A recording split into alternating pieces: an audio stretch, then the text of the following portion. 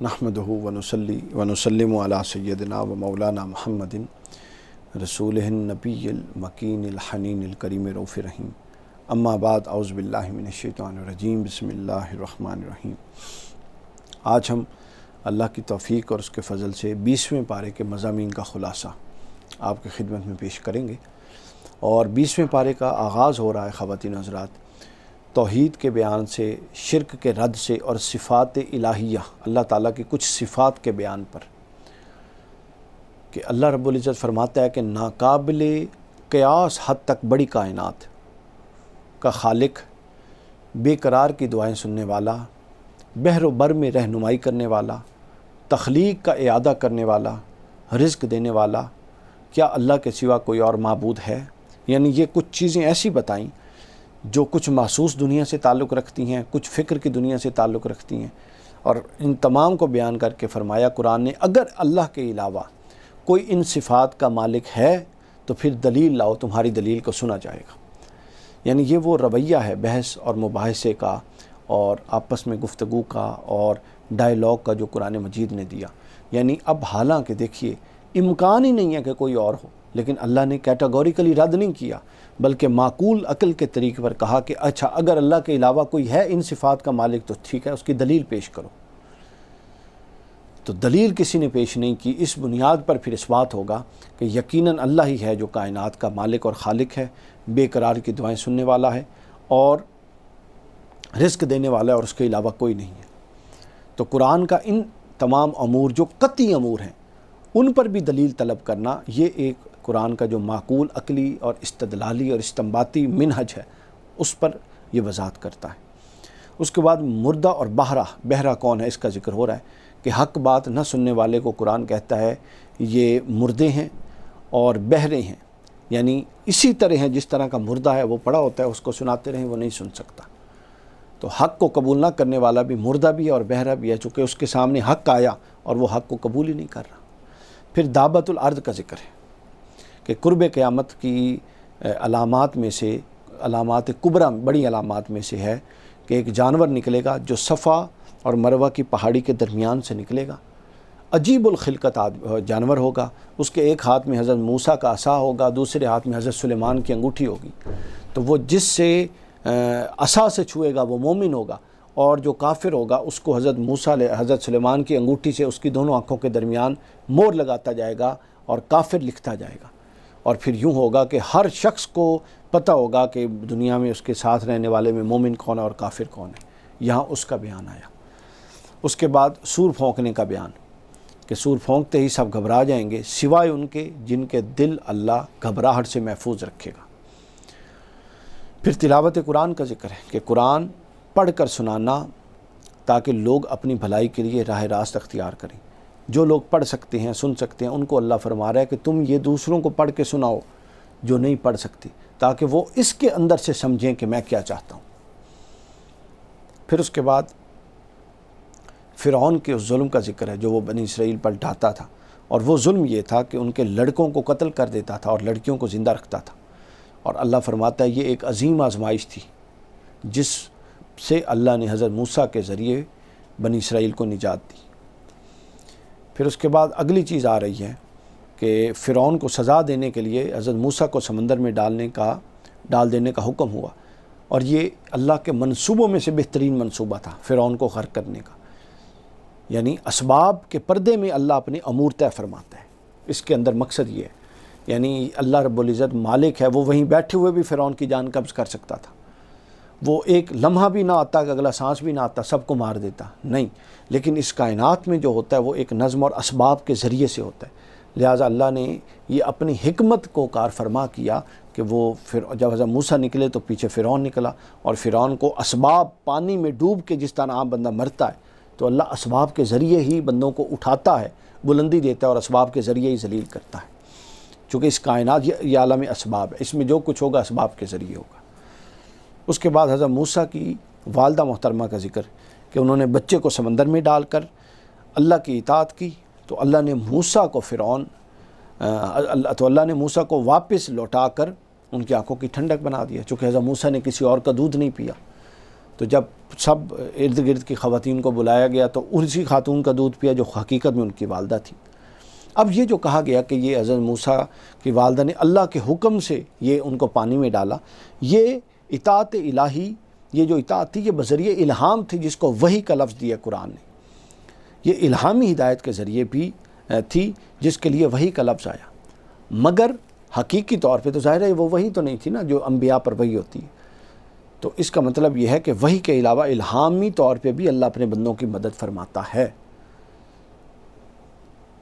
اگلا موضوع جو بیان ہوا وہ ہے کہ گمراہ کن دشمن جو ہیں ان کے حوالے سے کہ موسیٰ علیہ السلام سے انجانے میں ایک قبطی کا قتل ہو گیا۔ اس میں صلح کروانے کے چکر میں حضرت موسیٰ علیہ السلام نے ایک کو تھپڑ مارا اور اس سے اس کی جان چلی گئی، وہ انجانے میں قتل ہوا۔ لیکن حضرت موسیٰ علیہ السلام نے پھر فرمایا کہ ھذا من عمل الشیطان انہ عدو مضل مبین، بے شک وہ گمراہ ہے اور کھلا واضح ہمارا دشمن ہے۔ یعنی بعض اوقات وہ ایسے کام انسان سے کروا لیتا ہے، اس فعل کی نسبت حضرت موسیٰ نے شیطان کے ساتھ کی کہ شیطان کھلا دشمن ہے۔ اس کے بعد قوی اور امین، ان خصوصیات کی وجہ سے نیک شخص کا حضرت موسیٰ کو ملازم رکھنا، یعنی حضرت شعیب علیہ السلام کی طرف اشارہ ہے۔ ان کی 2 بیٹیاں دریا پر پانی پلانے آئی تھیں اپنے جانوروں کو، تو حضرت موسیٰ علیہ السلام نے رش کی وجہ سے ان کو ہیلپ آؤٹ کیا۔ واپس جا کے انہوں نے اپنے والد کو بتایا تو حضرت موسیٰ علیہ السلام کو انہوں نے حضرت شعیب نے اپنے پاس ملازم رکھ لیا، جبکہ دوسری طرف حضرت موسیٰ کے پاس اس وقت ظاہراً کوئی سہارا بھی نہیں تھا مدین میں جب وہ آئے تھے۔ تو اللہ رب العزت نے یوں اپنے ایک جلیل القدر پیغمبر کے لیے اہتمام فرمایا۔ اس کے بعد گمراہ امام کا ذکر ہے کہ آگ کی طرف لے جاتے ہیں۔ جو امام اور رہنما خود گمراہ ہے اس کے پیچھے چلنے والا کہاں حق کی طرف جائے گا؟ یہ ہمارے لوگوں کو سوچنے کی ضرورت ہے۔ لہٰذا امام بناتے ہوئے، پیر بناتے ہوئے، بیعت کرتے ہوئے یہ دیکھیں کہ کیا وہ حق کی طرف لے جانے والا بھی ہے کہ نہیں ہے۔ پیروی اسی کی جا سکتی ہے جس کی دعوت درست ہو۔ اس کے بعد قرآن بتاتا ہے کہ ہدایت دینا اللہ کے اختیار میں ہے، اللہ کے علاوہ کوئی ہدایت نہیں دے سکتا۔ لیکن اللہ ہدایت دیتا کیسے ہے؟ کیا اللہ خود زمین پر آتا ہے؟ نہیں، اللہ نے ہدایت کے لیے نظم قائم کیا ہے، انبیاء کا، رسل کا اور کتابوں کا۔ اللہ نے ان کے ذریعے ہدایت دینی ہے۔ انہی کے انکار کو اللہ کا انکار سمجھا جائے گا، اور رسولوں کی اتباع کو اللہ کی اتباع اور اللہ پر ایمان لانا سمجھا جائے گا۔ اس کے بعد تکبر کا بیان ہے کہ قارون نے ملنے والی دولت کو اپنے علم اور اپنی محنت کا اجر قرار دیا، تو اللہ نے اس کو مال سمیت زمین میں دھنسا دیا۔ جبکہ اس سے پہلے حضرت سلیمان علیہ السلام کو اسوہ ہمارے سامنے ہے کہ انہوں نے وہ ساری کمالات کو اللہ کا فضل قرار دیا، لہذا اللہ نے ان کو اور بڑھا دیا۔ اس کے بعد آگے آ رہا ہے کہ جس کو پا کر، اصل علم یہ ہے کہ جس کو پا کر انسان کی نگاہ آخرت پر بھی پڑے، وہ درست عمل کی طرف متوجہ ہو جائے۔ یعنی علم نافع یہ نہیں ہے کہ وہ آپ کو دنیا میں صرف منہمک رکھے، بلکہ وہ دنیا کے ساتھ ساتھ آخرت کی بھی فکر کی طرف انسان کو لگائے۔ تو جس علم میں یہ دونوں خوبیاں ہوں وہ علم نافع اور علم حقیقی ہے۔ اس کے بعد قارون کی تباہی کا ذکر ہے کہ اہل دنیا کے لیے عبرت ہے، وہ رزق اللہ کی دین ہے، اور جو اللہ کے دیے ہوئے رزق پر راضی رہیں گے ان کو جنت میں داخلہ ملے گا۔ اگلا موضوع پھر آخرت کے حوالے سے آتا ہے کہ یہ آخرت کا گھر ان کے لیے ہے جو زمین پر بڑائی اور فساد نہیں چاہتے اور تقوی اختیار کرتے ہیں۔ یعنی ایک زمین پر تکبر نہیں کرتے، دوسرے فساد نہیں کرتے۔ تو جن میں یہ 2 کوالٹیز ہوں گی وہ اللہ کے ہاں متقی ہیں اور آخرت کا گھر ان کے لیے ہے۔ پھر نیکی اور برائی کا فرق بیان ہوا کہ نیکی کا بدلہ اس سے کئی گنا اور برائی کا بدلہ اس کے برابر، بلکہ جب ایک شخص نیک کام کا سوچتا ہے تو اللہ ایک نیکی لکھوا دیتا ہے، جب وہ کرتا ہے تو اس کا اجر 10 گنا سے لے کر 700 گنا، یہ جتنا اللہ چاہے۔ اور گناہ کا یہ کہ جب کوئی سوچتا ہے تو لکھواتا نہیں ہے، جب وہ کرتا ہے تو پھر ایک ہی لکھوا دیتا۔ اس کے بعد بقا اور فنا کا موضوع قرآن زیر بحث لایا کہ اللہ کے سوا ہر شے کائنات کی فانی ہے، اللہ ہمیشہ سے تھا اور ہمیشہ رہے گا۔ پھر امتحان، ایمان کے امتحان کا ذکر ہے کہ اللہ کا طریقہ یہ ہے کہ وہ دعوی ایمان کی صداقت کے لیے امتحان لیتا ہے۔ یہ اللہ تو جانتا ہے دلوں کا حال، لیکن لوگوں کے سامنے ایک چیز کو اسٹیبلش کرنے کے لیے کہ میرا انتخاب درست ہے، اللہ پھر اپنے بندوں کو اس کٹھن امتحان سے گزارتا ہے، اور کٹھن امتحان میں کامیابی کے بعد ان کے سامنے کھڑا کر دیتا ہے کہ یہ ہے میرا انتخاب۔ اللہ یہ پہلے بھی کر سکتے تھے، لیکن یہ گزارنا اس لیے یہ ہے کہ وہ اس پر لوگوں کو جو عقلی طریقہ عقلی انداز ہے سوچنے سمجھنے کا، اس حوالے سے بھی یقین ہو جائے۔ اس کے بعد مجاہدہ کا ذکر آتا ہے کہ جو نیکی کی راہ میں کوشش کرتا ہے وہ اسی کے لیے فائدہ مند ہے، اور جو کوشش نہیں کرتا اللہ اس سے بے نیاز ہے۔ اطاعت کا اصول بتا دیا گیا کہ شرک کا حکم والدین بھی دیں تو اطاعت نہیں ہو سکتی۔ شرک کیا، کسی بھی نافرمانی کا حکم، اللہ کی نافرمانی میں کسی انسان کی اطاعت نہیں ہو سکتی، چاہے کوئی بڑے سے بڑا جتنا بڑا ہو۔ یعنی جس فعل میں اللہ کی نافرمانی ہے، کوئی بڑے سے بڑا شیخ بھی اس کا حکم دے تو وہ نہیں ہو سکتا۔ کسی انسان کی فرما برداری میں اللہ کی نافرمانی نہیں ہو سکتی۔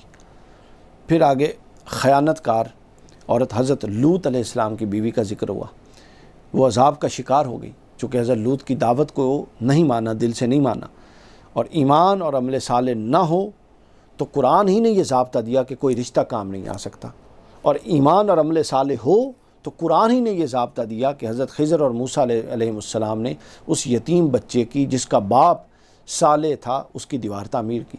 تو گویا نسبتوں کا کام بھی ایمان کے ساتھ مشروط ہے۔ اگر ایمان ہوگا تو نسبتیں کام آئیں گی، ایمان نہیں ہوگا تو نسبت بھی کام نہیں آئے گی۔ اس کے بعد اللہ کی پکڑ، حضرت قوم شعیب اور قوم عاد اور قوم سمود سب کو اللہ نے گرفت کیا، اور ہم اللہ کی نافرمانی سے ہم کیسے بچ سکتے ہیں؟ وہ بھی نبی تھے، ان کی بھی قومیں تھیں، اور یہی اعمال انہوں نے کیے۔ تو لہٰذا غور کرنا چاہیے، چونکہ ابھی ہم پر سے عذاب مؤخر ہے حضور علیہ الصلوۃ والسلام کی وجہ سے۔